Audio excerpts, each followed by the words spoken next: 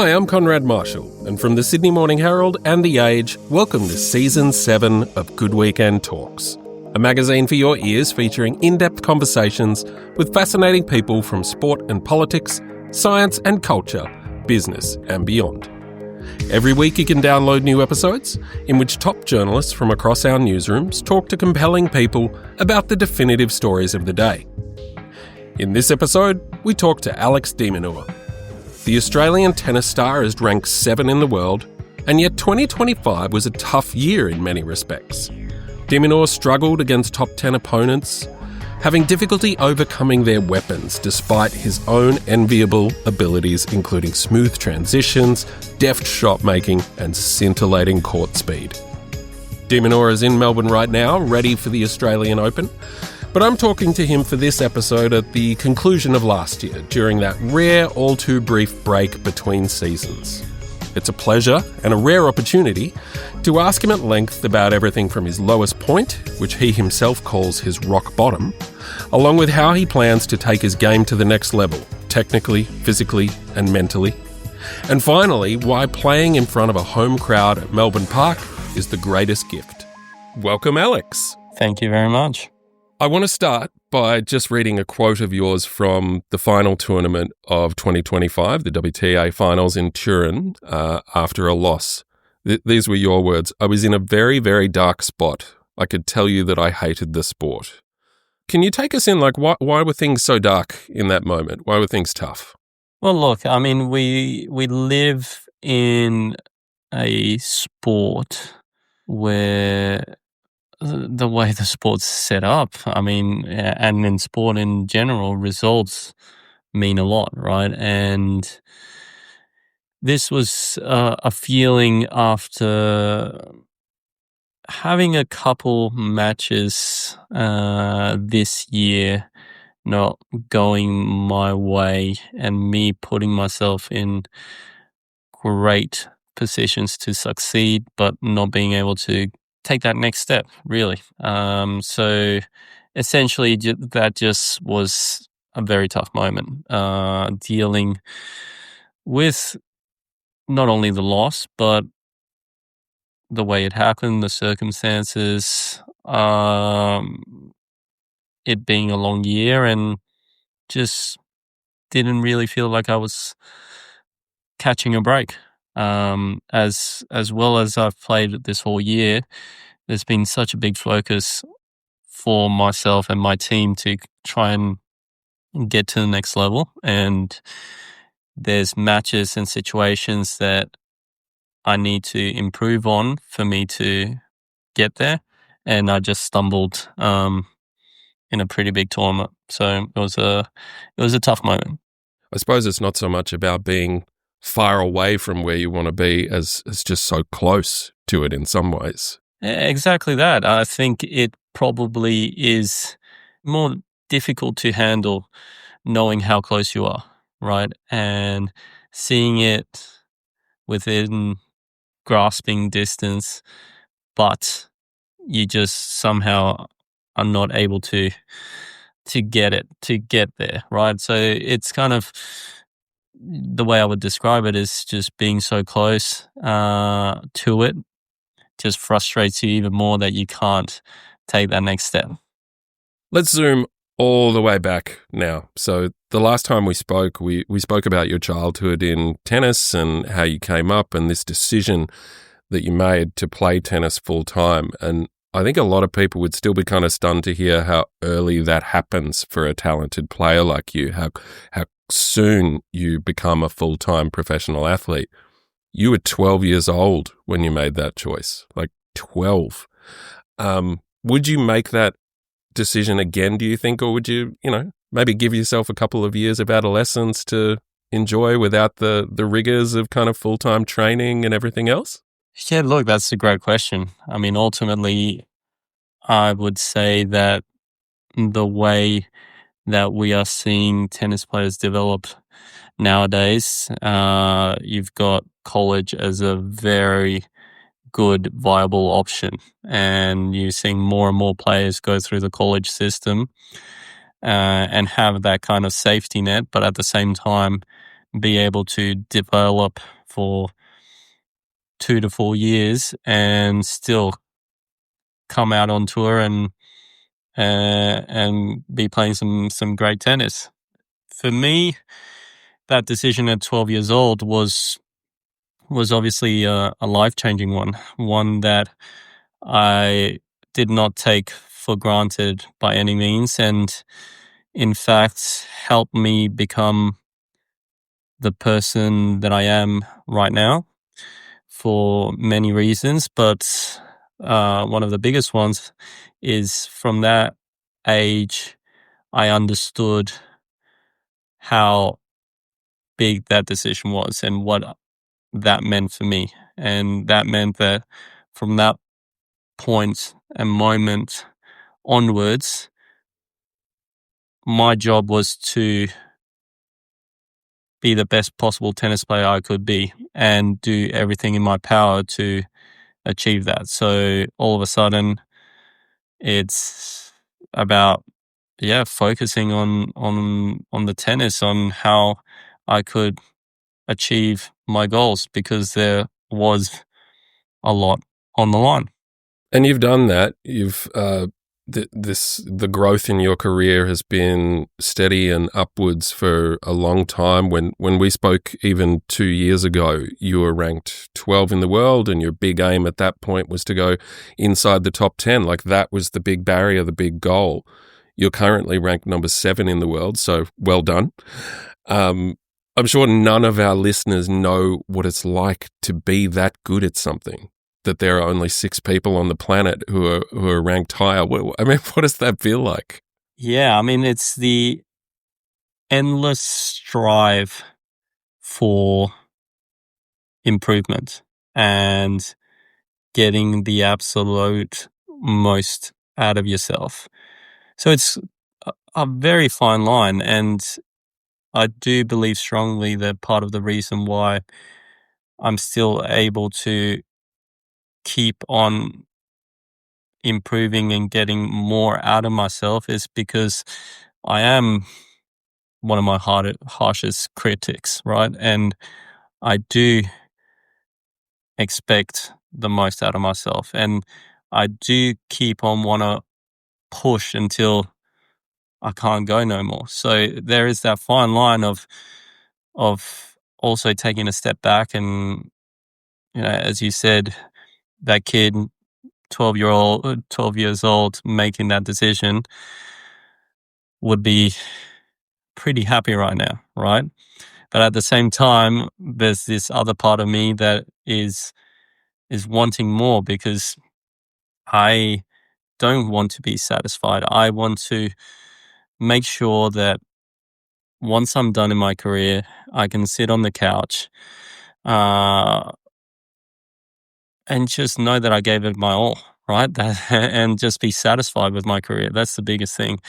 Know that I left no stone unturned. So ultimately, it's that fine line that is difficult to manage between pushing yourself and at the same time enjoying the journey, or even giving yourself a pat on the back every now and again.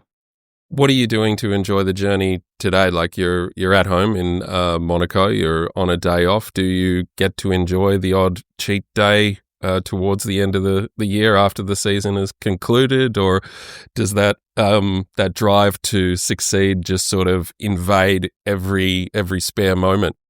Oh, look, what I've learned throughout the last couple of years, and by no means am I perfect at it, it's still a work in progress, but the goal is to enjoy and cherish moments, and doing that more frequently, as there is a lot of tough moments, a lot of sacrifice, a lot of hard work, and very rarely in our sport do you finish a week out on top, not losing, right? So, and finding ways to enjoy the little wins, right? And that's definitely allowed me to kind of have a different perspective, and I think it's going to be crucial for what's to come for me, and to not add any more pressure on myself. But right now, on my days off, yes, I do. I do eat whatever I fancy. I am enjoying myself having just not being stressed, right? That's the biggest thing. Yeah. I know I've got the preseason just around the corner where I'm going to lock in. It's going to be a month of brutal hard work, dedication, that strive to improve and get better and start off the year well. And I know that's just around the corner. So as of right now, I'm just enjoying a second to myself. Your game, I'm told by tennis experts, is built on things like deft volleys, smooth transitions.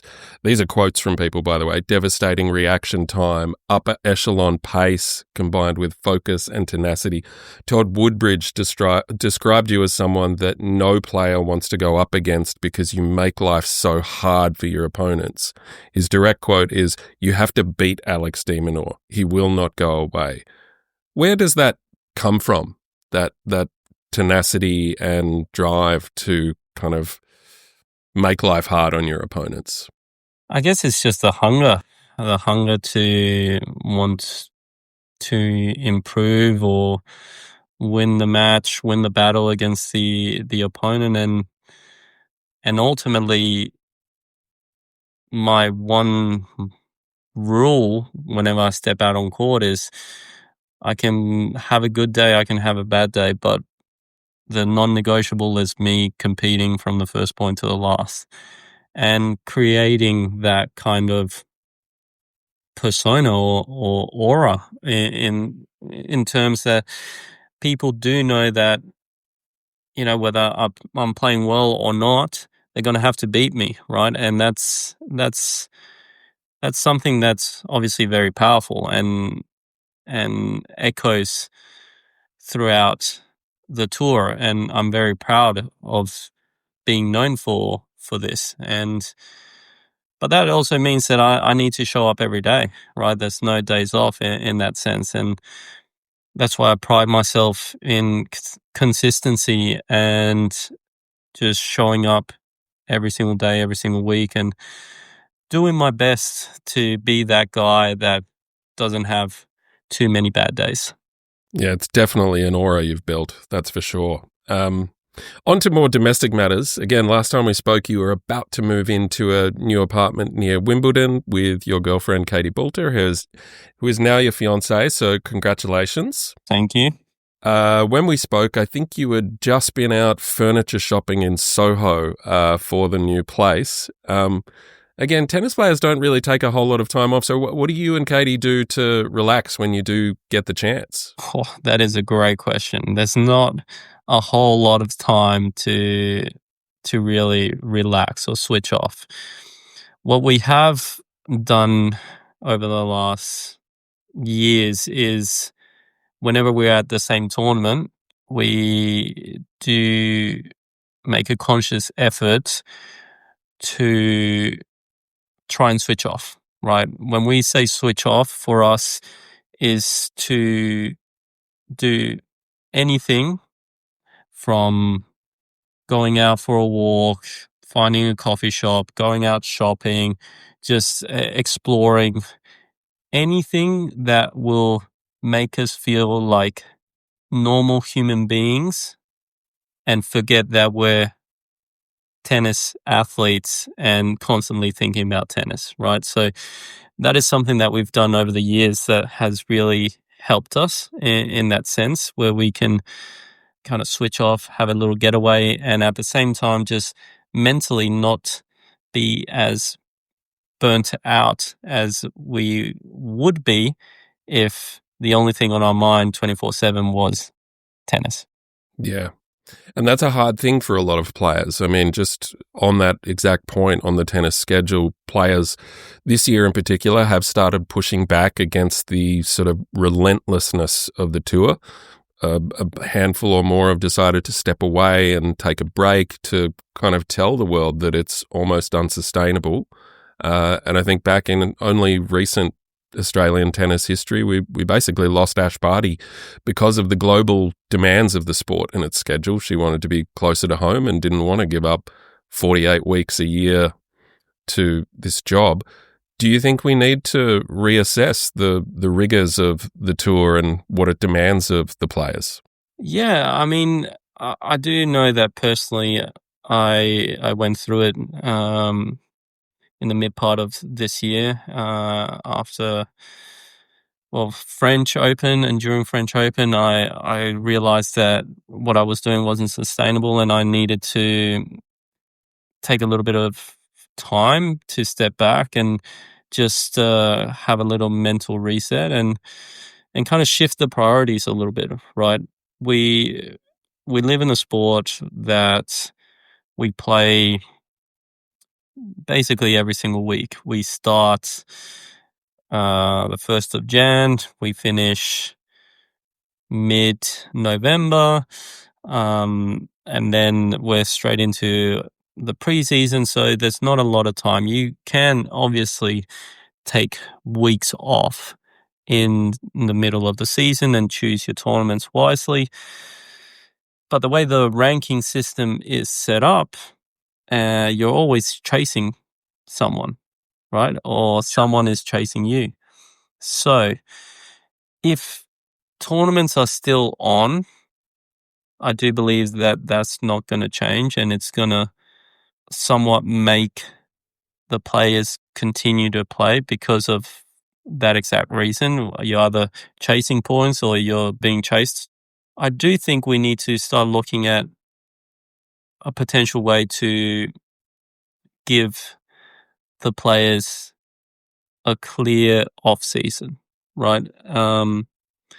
We are comfortable playing every week. We are comfortable flying all around the world. We are used to this. I think it would be nice to have a little bit more downtime at the end of the year that we can just reset. Yeah.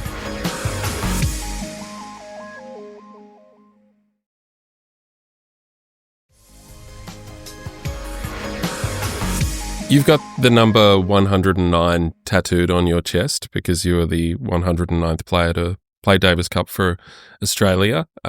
Yet, of course, you're also bound by your family heritage to Spain. I just wanted to ask you about Daria Kasatkina, who recently transferred her allegiance to Australia from another country and is about to play her first Australian Open as an Aussie.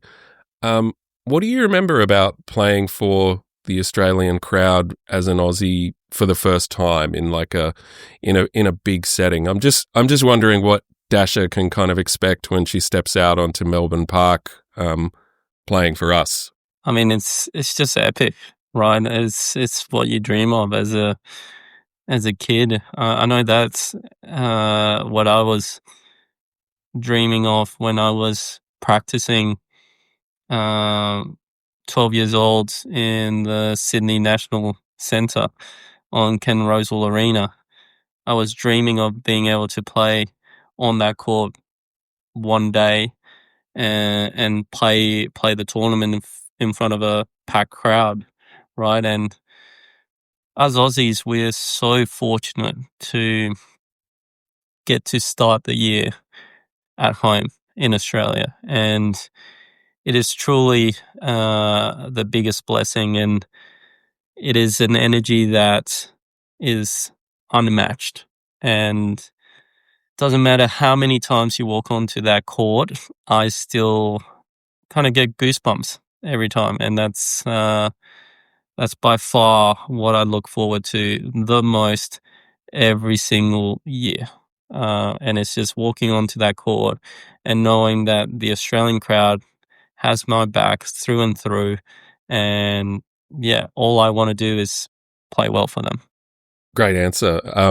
You mentioned Ken Rosewall Arena there. You're often sort of seen as a worthy successor to Australians like Ken Rosewall and John Newcombe and Rod Laver for the way that you conduct yourself, among other things. I mean, Is that tricky, always being the best behaved guy, the one giving up time for fans, for meeting commitments to Tennis Australia, or even talking regularly to local media like me? Like being a role model is a kind of big job.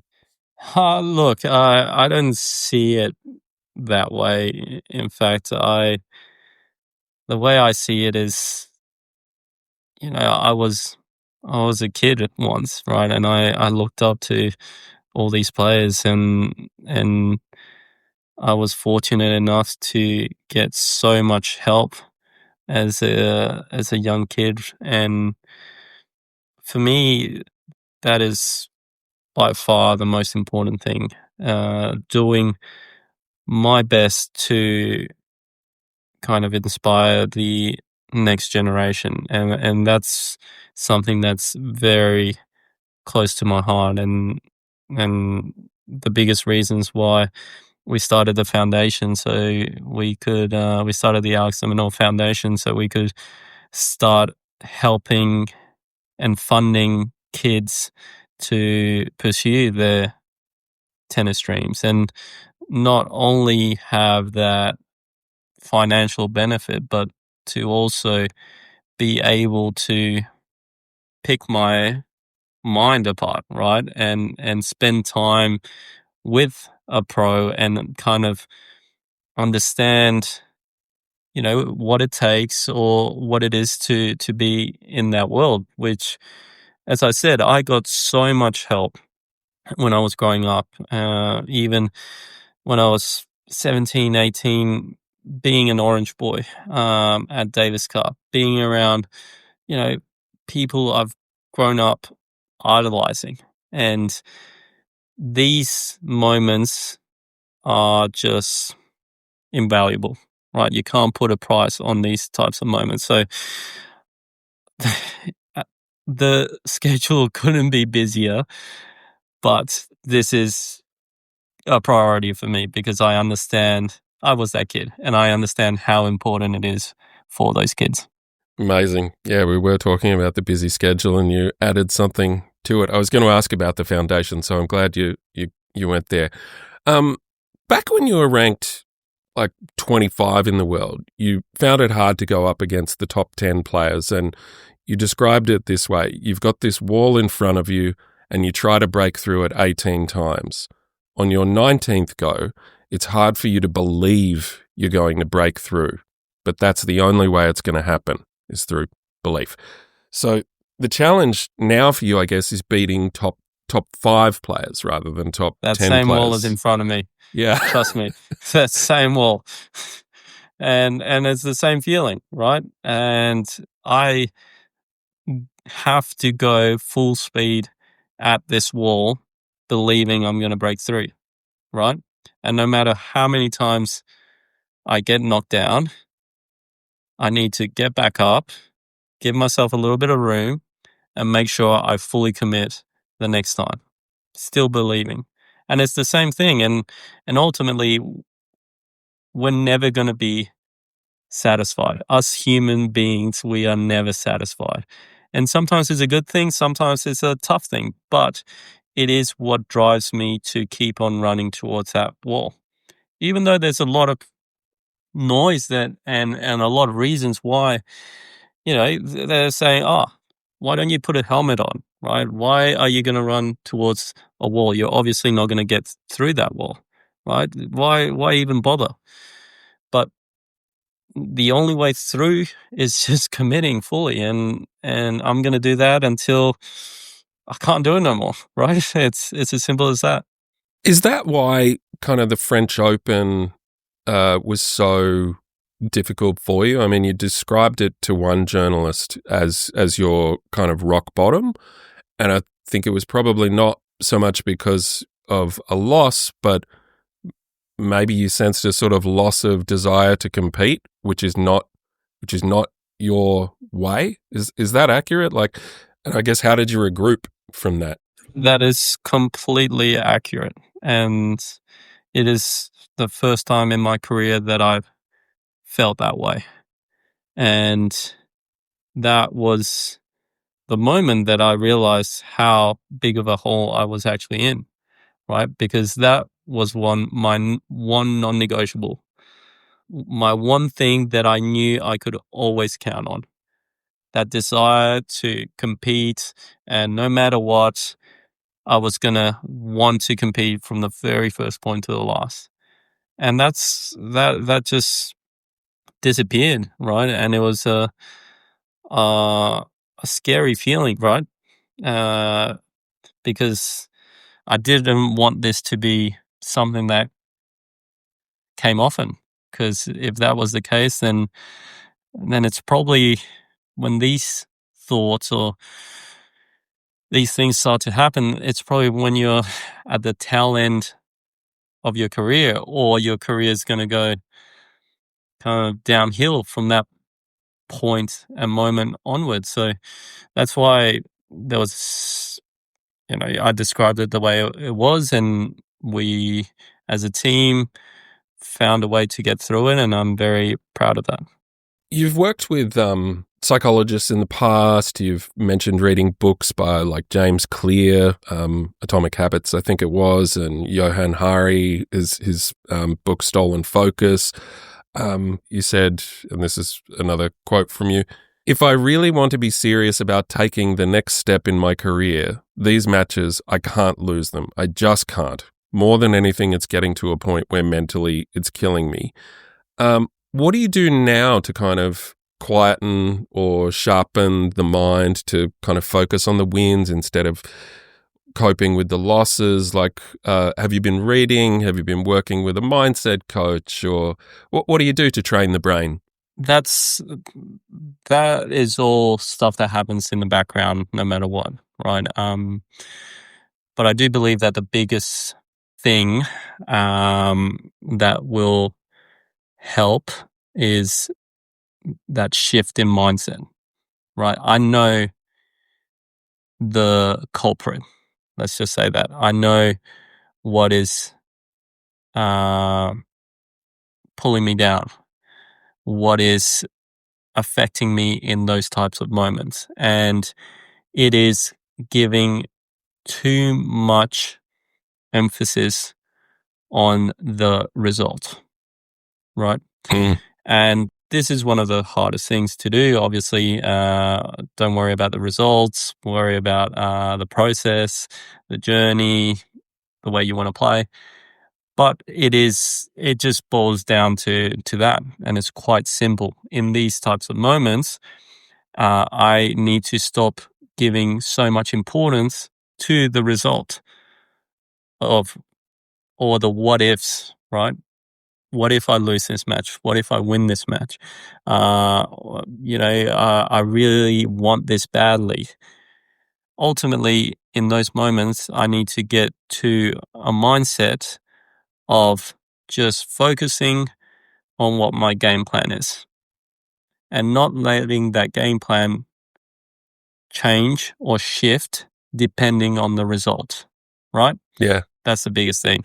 And that is what the best players in the world do so well. And that is one of the things that I need to get better at. And the goal is exactly that, to learn from the past experiences and handle it just a little bit better.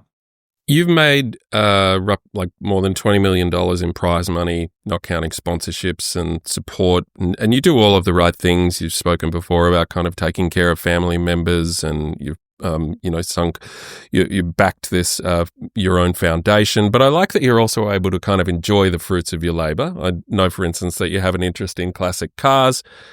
One of your favorites being a 1973 Mini, which you drive whenever you're in Spain. What's the latest toy or indulgence to kind of enjoy the spoils of victory? You know what? It's actually kind of more difficult to enjoy driving my classic cars because I spend less and less time at home in Spain with the fam, right?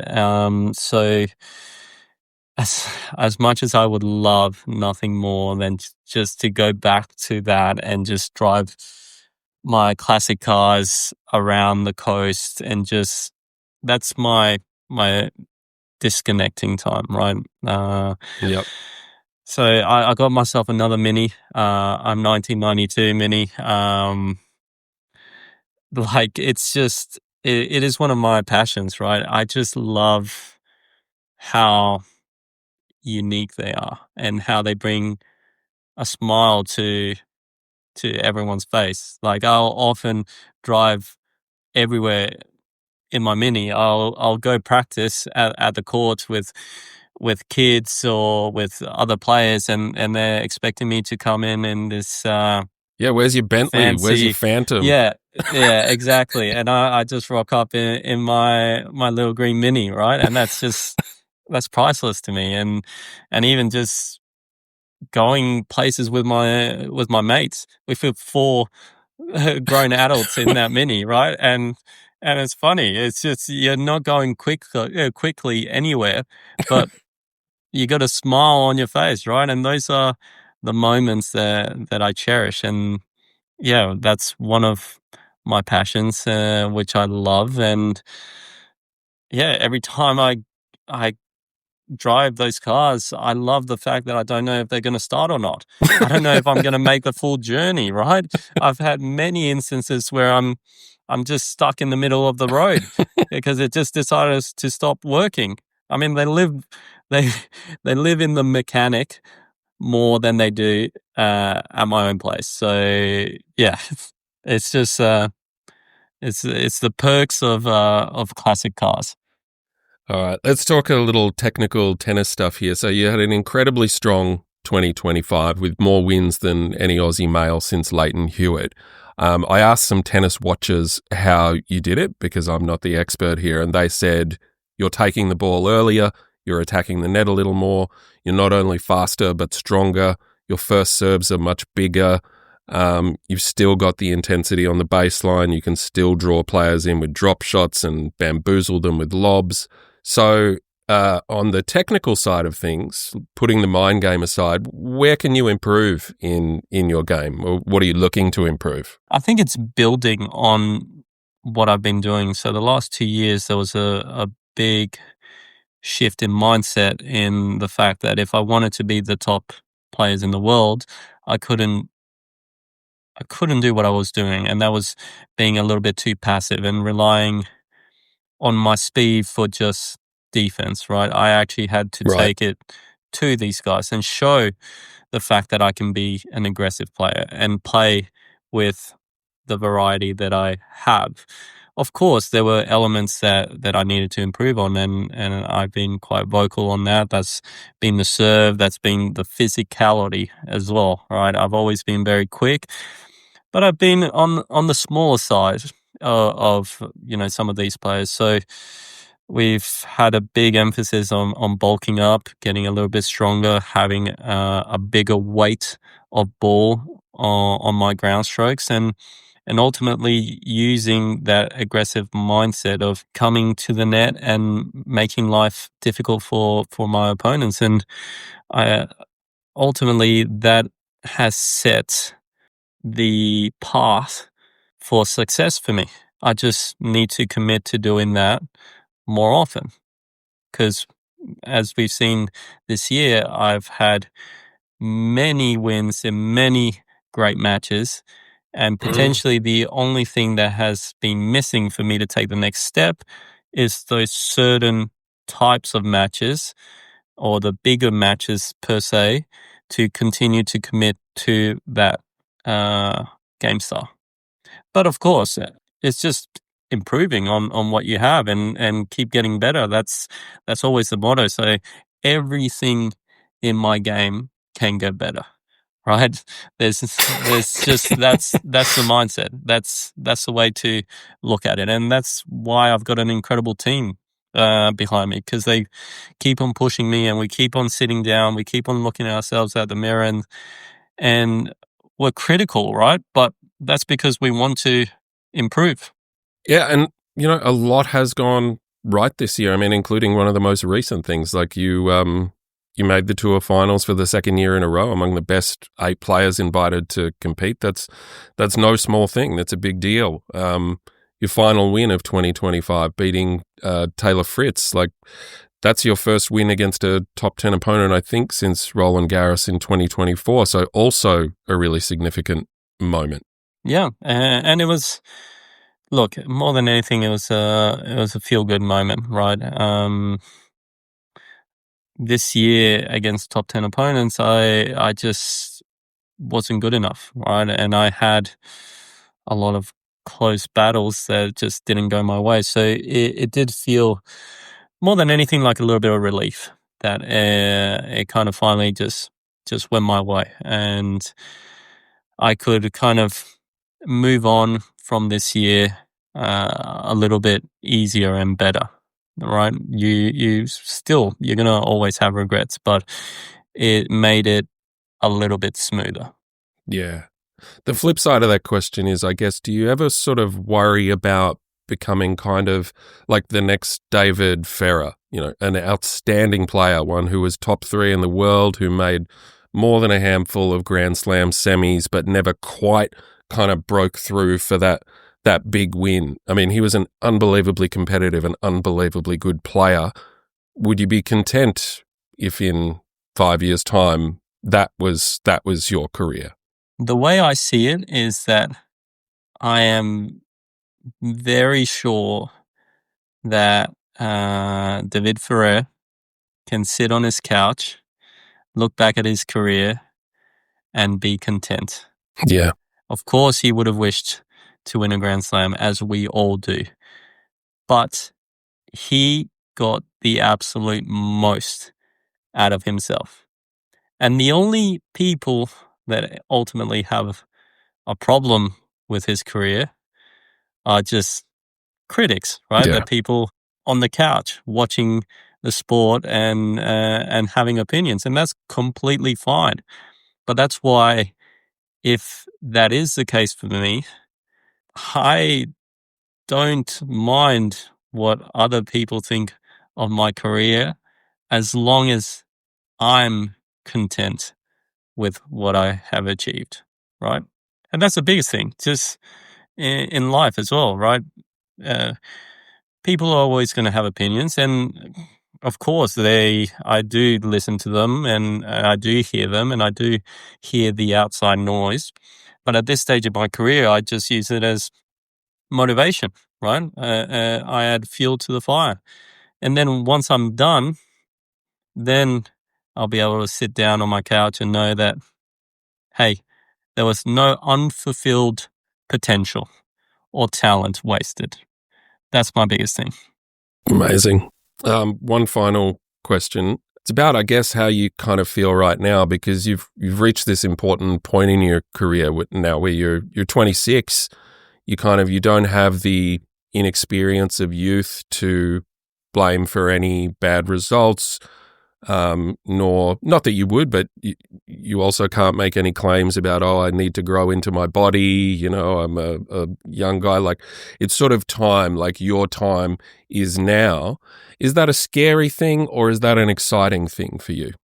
I see it as opportunity ahead of me. I mean, ultimately, it's crunch time, right? I've had 9 years on tour, maybe 10 years on tour already. So I've got 10 years worth of experience. And now, as I said, my goals are clear. It's being at the end of the biggest tournaments in the world. And that's the goal. And that's where I'm at. As you said, as of right now, I've got 6 people in front of me. So if I want to take that next step, I need to go deep at the biggest tournaments and be one of the contenders ultimately, right? And that's the focus. That's the goal. That's what I'm going to be working towards. And I'm sure as hell going to give it everything I have to achieve that. Alex de Minaur, thank you so much for joining us on Good Weekend Talks. Thank you, mate. That was Australian tennis star Alex de Minaur for the latest Good Weekend Talks. If you enjoyed this episode, please remember to subscribe, rate and comment wherever you get your podcasts, and keep tuning in for more compelling conversations. Good Weekend Talks is brought to you by the Sydney Morning Herald and The Age, Proud newsrooms powered by subscriptions. To support independent journalism, search Subscribe Sydney Morning Herald or The Age. This episode of Good Weekend Talks is produced by Konrad Marshall and edited by Tim Mummery, with technical assistance from Cormac Lally. Our executive producer is Tammy Mills, Tom McKendrick is head of audio, and Melissa Stevens is the editor of Good Weekend.